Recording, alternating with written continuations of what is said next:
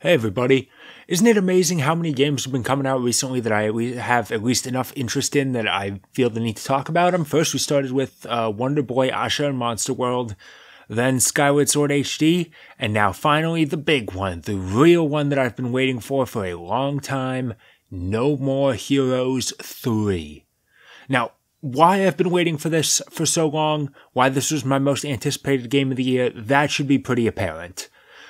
I've mentioned my love for the No More Heroes series in the past. I live streamed the first two games earlier in the year, and I even played the much less common and much less good version of the first game, Heroes Paradise, on the PS3, because I own it, I wanted to show it off, and I own it because I love this series.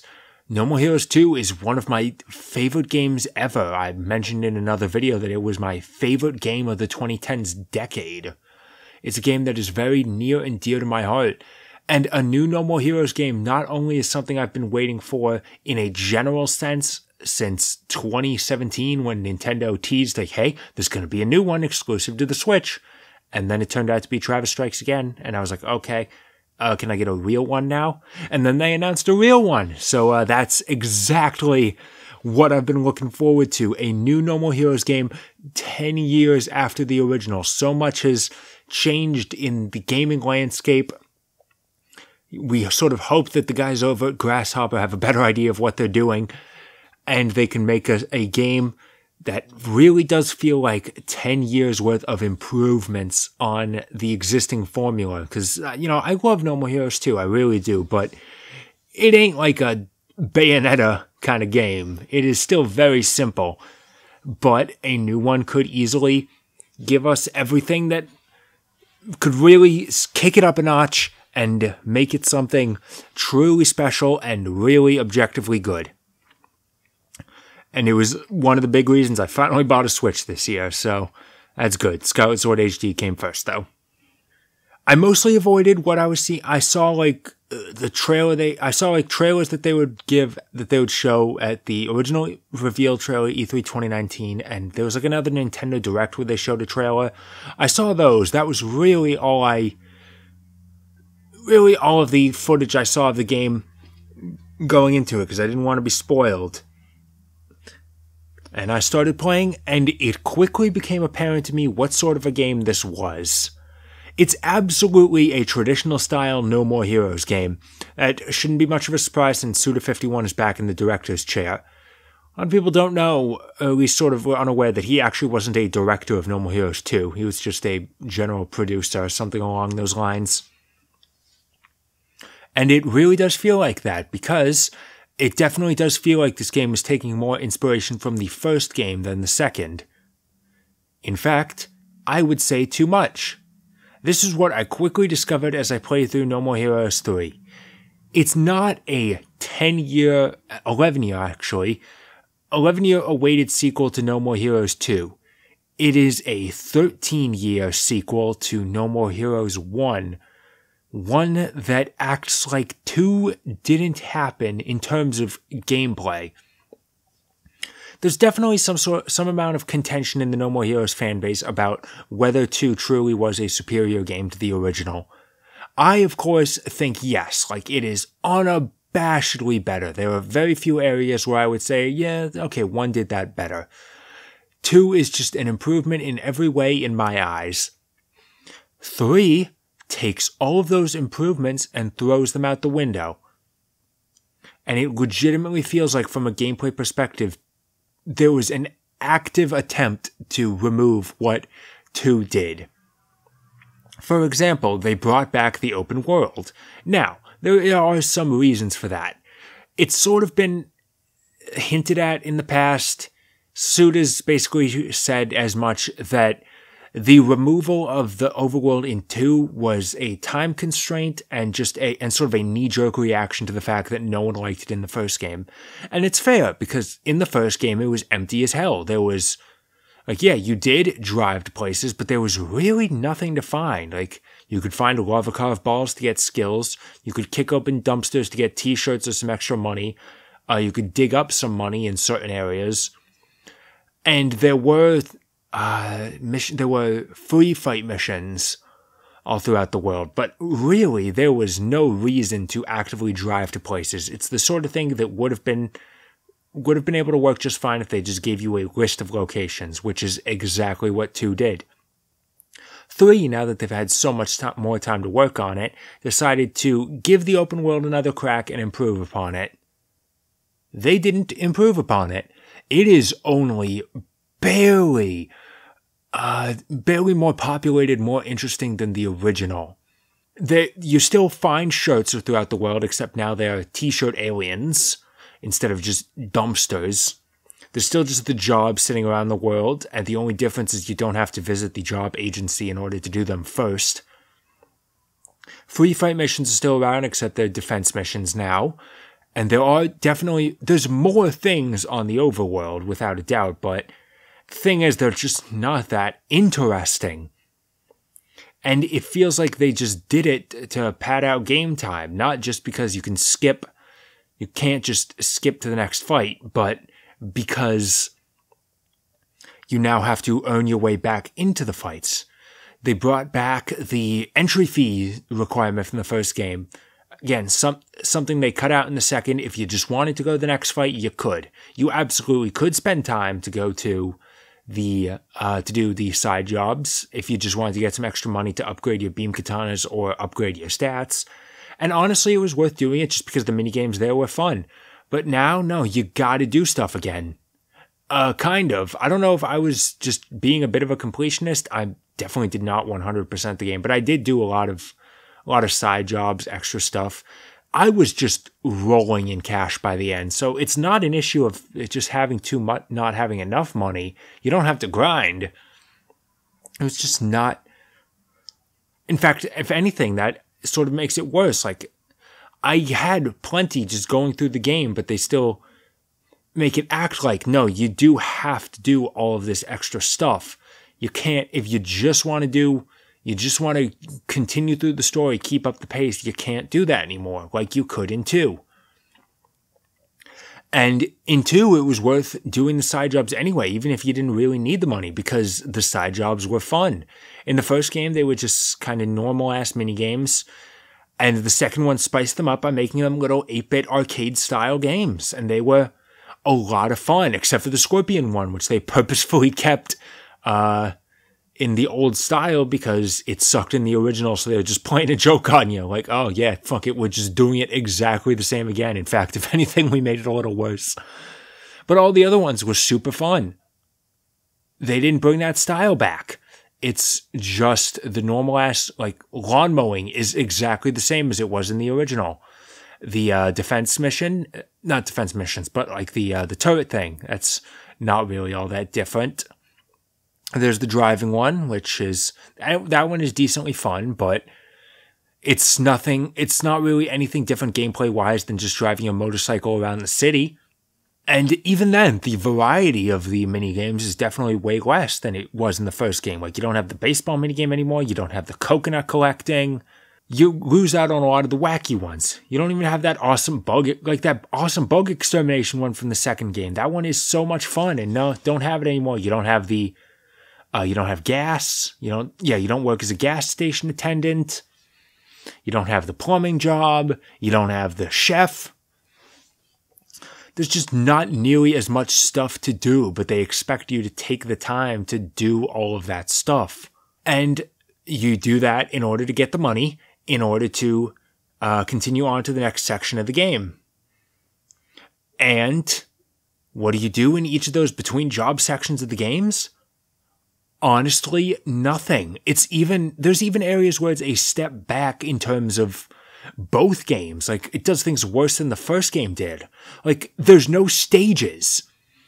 Like, you pay the entry fee, you go to the location where the boss is, and you fight the boss. Like, it's just them there. There is one stage in the game, sort of, Midori Kawa's.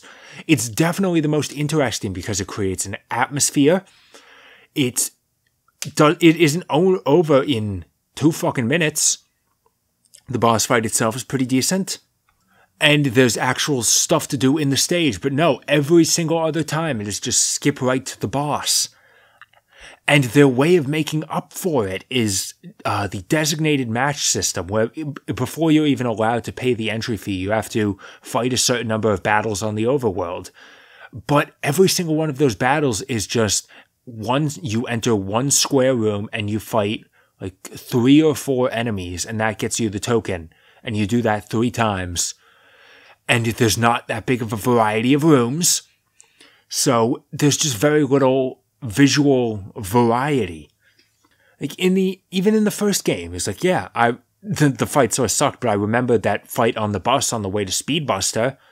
You've got again, it sucked, but the super long hallway on the way to fight Let's Shake. There was the sort of movie studio where you fought Destroy Man. There was the beach with all the mines with Holly Summers. The second game had the Destroy Resort with Nathan Copeland. The Resident Evil 4 Forest from Matt Helms. The motorcycle stage before Captain Vladimir. It goes on forever, but the supermarket before Margaret. Like, there's absolutely these memorable locales, and 3 just goddamn gets rid of them all. Now, to be fair, the combat is good. It's great. It is legitimately an improvement over the previous games. It still feels very much the same. The biggest difference, though, it has a lot of smart improvements. For instance, there's no longer high and low attacks. It's just weak and strong, which is basically what they were before. They just found an easier way to map it to 2 buttons instead of holding the Wii remote a certain way. I don't know how they handle that on... It definitely feels awkward if you're playing Heroes Paradise on a PS3 controller. I don't know why you do that. Get a goddamn move if you're going to play that version. I don't know how they handle it in the Switch versions if you're not using the Joy-Cons. I haven't played those versions. There's a greater emphasis on using wrestling moves. Enemies tend to get stunned more easily, so you can use them more often. And you can use them in a more standard way in the middle of combat just by getting behind an enemy. And you want to do it just because it deals a decent amount of damage. If you use if you use a wrestling move when the enemy is stunned, it refills your battery, so that helps keep the pace up. They've put a higher emphasis on dodging now. Like, in the first game, it was barely a thing that happened. It was so awkward. 2 made use of it a lot more. 3, they've cut down on the amount you can spam it because you don't get that many iframes. That's something that really does bother me. But getting used to it and using perfect dodges is a very important part of the combat system. And most importantly, they added the Death Glove, which are these 4 skills that you can use at any time. Like, throw enemies around, just continuing the Jedi comparisons, warp to the enemy to drop kick them, put down a field that slowly deals damage to enemies, or slow down all enemies within a very short radius of you. And you use them a lot because they're really useful, and they have a lot of good utility in fights as ways to get around the enemy's unique attacks. So that's cool. The combat is a lot of fun.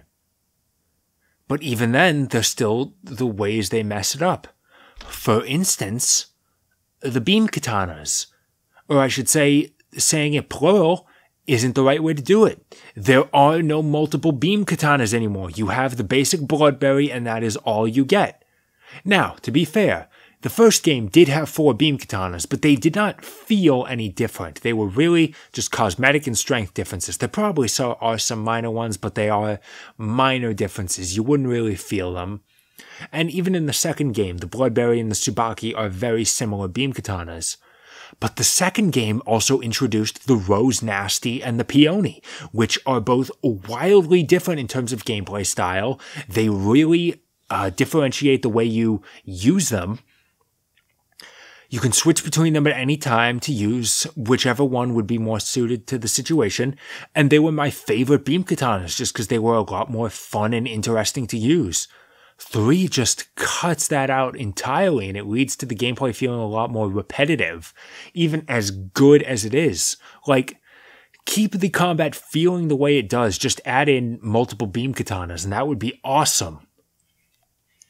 And, there are some other small changes they could make in terms of combat. Like, for instance, toning down the damn difficulty. I noticed sort of early on, not even just early on, when I was booting up the game and it was asking me to select the difficulty levels. In previous games, the 3 difficulties you had were sweet, mild, and bitter, meaning easy, medium, and hard.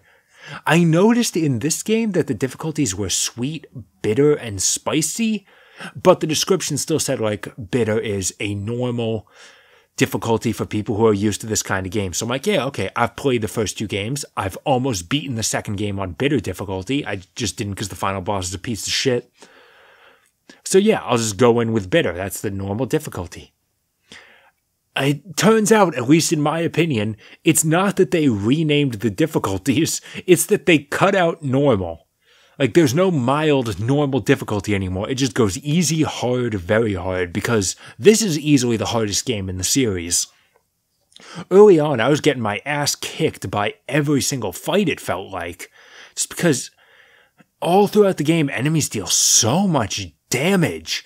And it's kind of hard to avoid them because you have such limited iframes in a lot of the actions you do. I would get caught doing that warp drop kick where you're locked into the action for a little bit, and oh, something hit me and I just had to take the damage. I do a wrestling move, and like as soon as I'm out of it, an enemy attacks, and I've barely had a time to move before it hits me. You end up taking a lot of damage, and I was just getting my ass kicked through like the first 4 assassins you fight. And I'm like, God damn, when the hell do you unlock the gym so I can upgrade my stats? Because it's not like this game doesn't introduce mechanics sort of late. Like the Death Glove, the only move you have for a while is the drop kick until you get to like rank 8, where they just suddenly throw the other 3 moves onto you. There's no, like, you only have 1 for what feels like the longest time, then they just throw the other 3 onto you, and there's never any changes past that point. So I'm like, okay, this game just introduces mechanics really late. I'm sure eventually they'll unlock the gym. Turns out that one might be on me. You just go into the basement and there's a vending machine that where you can upgrade your stats. And that's another disappointment. It's just a vending machine. Like in the previous games, like if you wanted to upgrade your health, your attack power, you would go to the gym and you would talk with either Thunder Ryu or I forget the guy's name in the second game, Freddie Mercury, basically. And you would play mini games and you would train. No, now you just throw a currency into the vending machine and you just get the upgrades. If you wanted to get better beam katana stuff, like better battery life, you would go to visit Dr. Naomi. She talks to you through the vending machine. It's just text. But yeah, she's just basically cut from the game too. And it's just this really boring thing of, okay, just get this currency, put it in the vending machine, now I'm stronger. I ended up boosting myself up like 4 levels in the base stats by the time I found it. I'm like, okay, this is going to make the game a lot easier. It did. It did make the game easier, but even then, it's still sort of a pain in the ass. Not a pain in the ass. It's just more difficult than the previous games, I would say. Though part of that does come down to just the simple fact that I've played 2 so many times that I'm really good at it. Though I would still say that 2 does have some advantages in its combat system thanks to its extra beam katanas. But, hey, I mean, Travis is sort of he's a familiar character. He plays basically the same as he did in the previous games for the most part, but that doesn't mean he's the only character we can play as, right? I mean, 2 introduced Shinobu and Henry as playable characters for very short periods, 2 levels for Shinobu, 1 boss for Henry. And neither of them were as fun as Travis, but they had some unique abilities. There are some ways we could work that in. Nope, it is a Travis affair from beginning to end, just like the original. In fact, they tease you early on, because I guess part of the plot is Travis has just bought the motel now. Maybe he's just the only guy that lives there, because he has 2 floors all to him. He has two rooms, like right on top of each other to himself, a basement, and Shinobu and Bad Girl just live there with him. So I just assume he's got the place to himself now, whatever. Early on, when the big threat shows up, Shinobu and Bad Girl come out to fight, and it's like, okay, good, so this is going to be a 3-person thing. And then they both get put out of commission immediately. And they're basically not around for the rest of the game. And, I like Shinobu as a character. I'm disappointed that she barely fucking appears in the game. Because she's just taken out early on. I do like the joke that she gets both of her arms ripped off. It's like, man, this girl cannot catch a fucking break with her arms. But then she's just in a bed in a coma for the rest of the fucking game. So you lose that. And the only consolation you get is Travis has taken one of Shinobu's moves and learned how to jump. Which, yes, the combat system does absolutely expect, the patterns of the bosses do absolutely expect you to use. Because there are attacks that are ground shockwaves, you have to jump over them. And those ones are always a pain for me, because I've played so much of the first two games, I forget that I can jump. Even then, when you played a Shinobu in the second, aside from the terrible platforming, you didn't need to jump. So it's pretty easy to just forget you have it. And the bosses themselves, I mean, they're alright. I'm fine with the fights themselves. They're generally okay. Especially since the combat system is better. They do give you some interesting ways of working with them. Some of them do have some gimmicks. I'll admit the one with Sonic Juice where you play an RPG for a while, and it's not like you have many options. You really only have one thing you can do. They just give you a lot to throw you off. That goes on for a while, but the boss after that is okay. It sort of has the same problem of Ninja Gaiden Sigma 2, which I played earlier this year, which just has a couple giant bosses thrown in from the original Xbox version, the 360 version, and they basically all have the same problem of you can't really reach them, and their attacks hit a lot of ground, so it's difficult to avoid. Camera doesn't really help with a lot of those things. It's easy for certain bosses. Enemies are generally good about not attacking if you can't see them, but boss attacks can get lost in the close-up camera if you're locking onto them. But the bosses themselves are okay. Generally, the biggest issue with them is just in terms of character. Not a lot of them just aren't all that interesting in terms of personality. And like 4 of them are just completely thrown under the bus. Like you barely see them and then they get killed.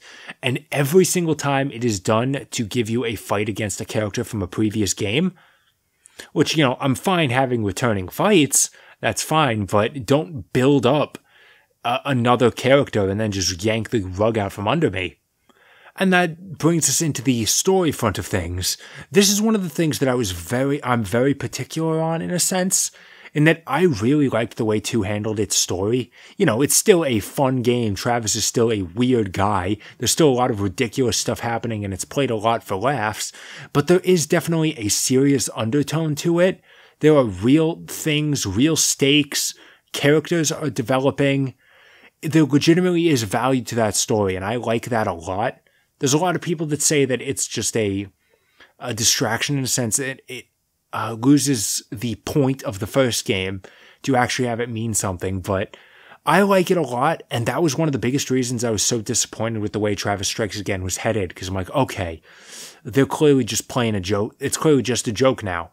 Like, this isn't really a serious game. No More Heroes 3 continues on with the first game's template in that it is mostly a joke. There are some small, serious elements to it, like with Bad Girl and Shinobu being taken out of it.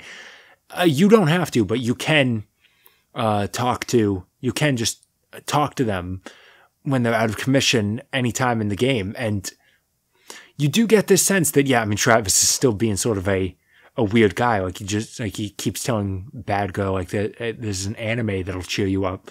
Tells Shinobu about all these cool wrestling matches, but it's clear that he is upset at seeing them in such a bad state, and he's just trying to make it better. There are small elements of that No More Heroes 2 Travis that I like a lot that are there, but for the most part, it doesn't really impact anything. And that lack of groundedness is easily apparent with the main villains. They're a group of aliens now. They're not just people. I feel like that loses something, but it's not the biggest deal in the world, because they do at the very least build up the villain a lot.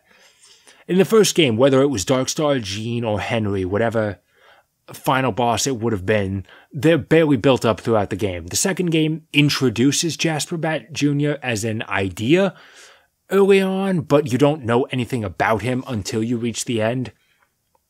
From beginning to end, this game is about Fu. You do get a lot of time with him. He is a pretty entertaining character to watch. I feel like you do get to know him a decent amount. Like before each boss fight, there's a cutscene, a flashback cutscene of him just talking with whatever boss it's going to be. And I like those moments. It humanizes the alien characters and gives them some good personality. And in fact, just those small things, I like the fact that after each fight, you just get a small scene of Travis and Bishop just talking to each other, shooting the shit about Takashi Miike, and only Takashi Miike. I did think that was kind of funny, because I guess he's a friend of Suda? I don't know, he appears in the second game. He comes back in this one. It's like, okay, Takashi Miike as himself just exists in the No More Heroes universe. Like, okay. And actually, the scenes of Travis and Bishop do something kind of weird.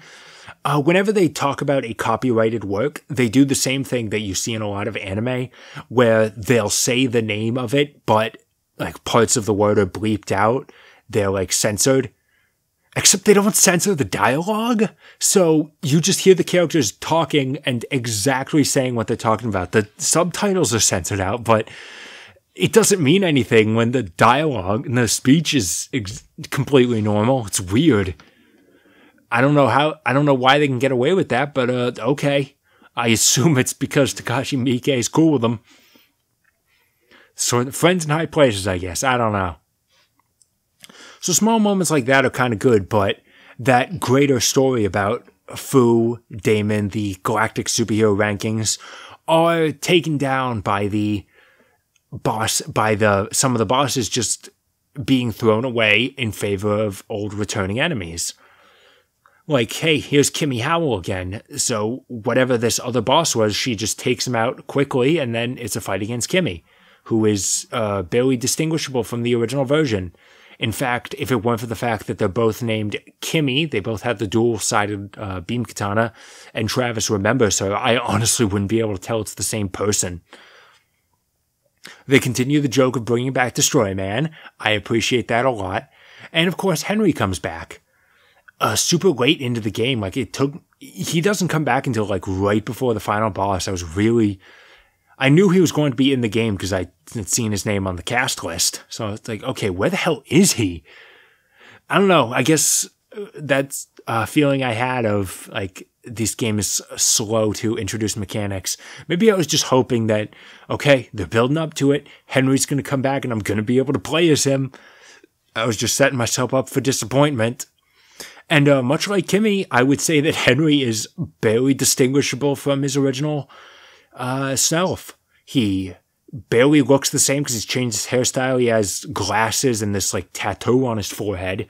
He doesn't act the same in even the slightest degree. He has a society now, the Emerald Knights, that they never talk about. Like, there's never any sort of information on it. I guess they're all like clones of Henry or something. They do not explain it in the slightest. And of course, I understand the reason why they didn't get Quentin Flynn to reprise the role. You know, I don't know if that stuff is blown over. I heard someone saying that it was blown out of proportion to begin with. I don't know anything about any of that controversy. But I understand why they didn't get him, even though I know for a fact they were originally planning to. I remember him announcing it on Twitter, like, hey, I'm going to be back as Henry in No More Heroes 3. And I remember it because I replied to the tweet saying, oh, does this mean we're going to get to play as him in more than one boss fight? And he liked the tweet. And none of that ended up meaning anything. But whatever, they had to get a new guy to voice him, fine. It was always going to feel weird and different, even if he acted the same, fine. But yo, the new guy they got to voice him does not even remotely try to sound like Quentin Flynn. Like, it's not just the fact that the two of them have different voices. It's the fact that Quentin Flynn specifically put on a stupid Irish accent for Henry, and this new guy does not put on any accent in the slightest. Like, if it weren't for the fact that they dress the same, he's called Henry and he has the same crossguard beam katana, except he's got two now, I wouldn't be able to tell it was Henry. And the fact that a No More Heroes 3 barely has one of its defining characters, Henry, is really sad. And frankly, there was a lot of stuff in the game that just felt out of place. And I can give a lot of elements of the game a benefit of the doubt in that apparently a lot of stuff in the game comes from Travis Strikes Again, which is a game that I still haven't played.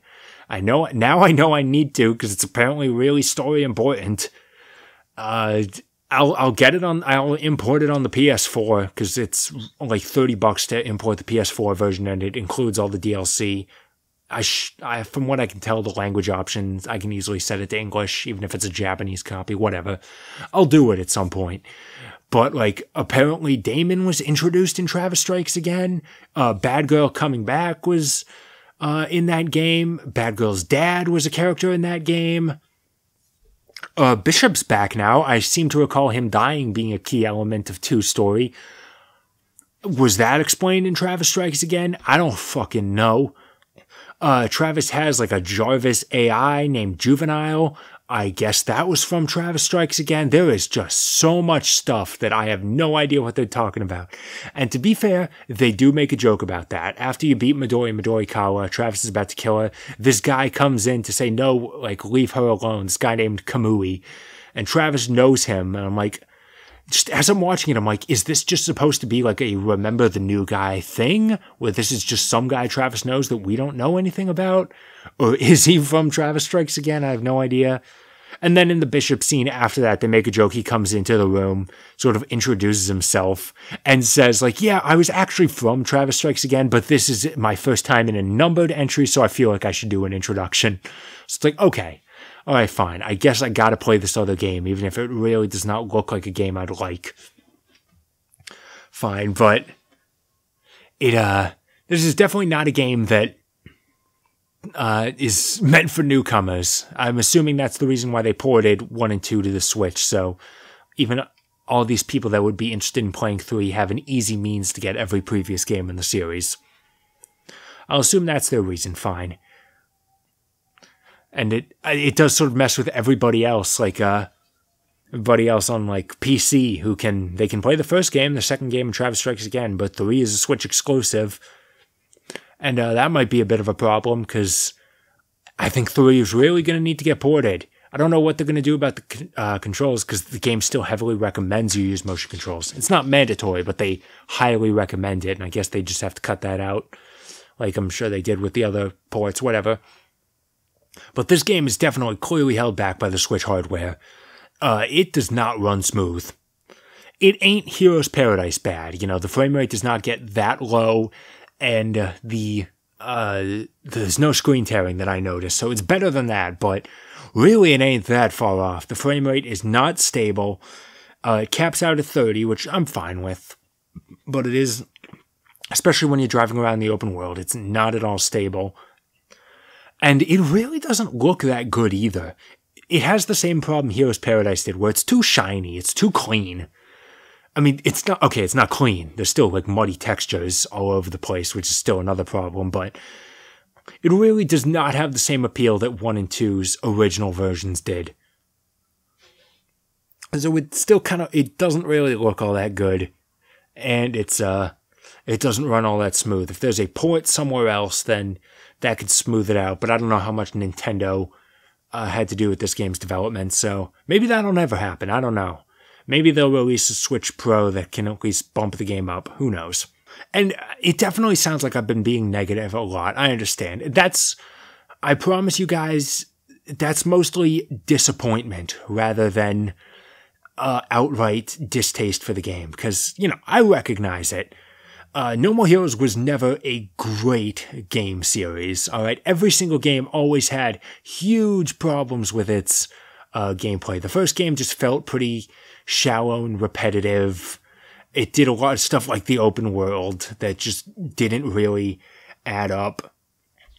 The second game improved the flow a lot, and it is a lot better, but it still had things like the extra playable characters still being shit, some levels being bad, the final boss being a god-awful, terrible battle. So no matter what, these games have always had problems, and in that sense, 3 really isn't that far off the mark. In fact, I'll be honest to say, it is a new No More Heroes game, and for that I enjoyed my time playing it, for the most part, but I can't shake the fact that it took a lot of steps back from 2. And in a sense, I think I knew somewhere deep in my heart it was always going to be a lesser game to 2, because 2 is just a game I hold too near and dear. It would be a very difficult task for a new game to match up to those standards. It doesn't excuse the game taking a couple steps back from 1, but, it is what it is. I can take that. It's a game that I am perfectly fine with existing. It feels like it belonged. It is worthy of the name No More Heroes 3. I should say that. Travis Strikes Again was a disappointment just looking at it, but it did at least have the good graces to be a side game, even if it is important to the story. This is a new numbered game. It does feel like it's part of the same series, and that's fine. It's just, it should have been better. That's really the only thing I can say. This is just a series that I hold too near and dear to me, even the lesser stuff, to not notice all of these weird places where the game dropped the ball. I'm sure there's plenty of stuff I'm forgetting about now that I haven't mentioned, but I've been talking for 36 minutes now, so I clearly have already had plenty to say just rambling on. So I'll finish this up pretty quick. I won't spoil the ending, but I will say the battle with Prince Fu is not amazing. It does not stack up to the Henry fight from the first game as a good final boss. I'd also say it's lesser than the Jean fight in the first game, so the first game really had the benefit. There is a Henry fight in this game that takes a lot of elements from the first game. That's the best, I would say that's the best fight in the game, but whatever. The final battle with Fu is fine. I won't spoil what happens after that, because there is a little bit more gameplay past that point, but I will say 2 things. Number 1, that is not a crossover I was expecting, and number 2, if like me, you were disappointed that Travis didn't make it in Smash Brothers, the true final battle of this game makes up for that. What that means, you're going to have to beat the game to find out. It really surprised me. I was not expecting it. And then the full ending. Again, I won't spoil the contents, but if it's not just a joke and they go through with it in a hypothetical No More Heroes 4, then damn, that game has some real potential. I hope they can learn from the mistakes of this game, because, No More Heroes 4 sounds like it's going to be awesome. And it's weird in how much it feels like they're flip-flopping on planning it. Like, Suda51 has said that No More Heroes 3 is supposed to be the end of Travis's story, but the ending writes him very much into a central part of this hypothetical 4th game. He said that if they were to make a No More Heroes 4, it'd probably be another 10 years away, but they still included plot elements in this game that were clearly just there to build up to the 4th game. I mean, really just Henry. He shows up, he's got the Emerald Knights, and they don't say a damn thing about it, and that's because they're apparently going to be important to the 4th game, whatever. So I hope they get around to it. I'm assuming that this is all like the joke they had at the end of the first game where Sylvia says, "Too bad there won't be a sequel," and then immediately, "To be continued." I'm assuming the joke's like that, but I really do hope that they make another No More Heroes game, because it's not like 3 was just this so bad game that it's turned me off from the series entirely. I am still excited at the possibility of a No More Heroes 4. I am excited at this series continuing, getting more recognition, and becoming better games. Like, continue to refine the combat, bring back all the stuff you dropped from 2, and we could have a winner there. We could have a really good game. But until then, I've just got this trilogy plus a weird side game I still need to play to look back on fondly. I promise you we'll continue the live streams once I actually buy and play Travis Strikes Again, because I gotta do that before we do a live stream of 3. So I waited 11 years, and I'm disappointed, but I'm not mad. I feel like that's the best way to put it, and I hope that Suda51 gets to do some more stuff in the future. Admittedly, I haven't really played most of the other games he's developed, like the Silver Case. I hear there's elements of that game in this, like plot callbacks. I have no fucking idea. I never played it. I've never played Killer 7, but that's on PC now, so I could. I've just played the other Grasshopper games they made after No More Heroes, Lollipop Chainsaw, and Killer is Dead. Some more games like hack and slash games like that with that same sort of style would be cool to see in the future. And just get the goddamn work Platinum. Continue to be a brother to No More Heroes and make another Mad World, damn it. I love Mad World 2. I just replayed that. That is another solid game. And I hope that all of this weird stuff in gaming can continue, because really these weird games are just what I live for, and No More Heroes continues to fulfill that desire, and I couldn't be happier about it, even if the game isn't always up to par.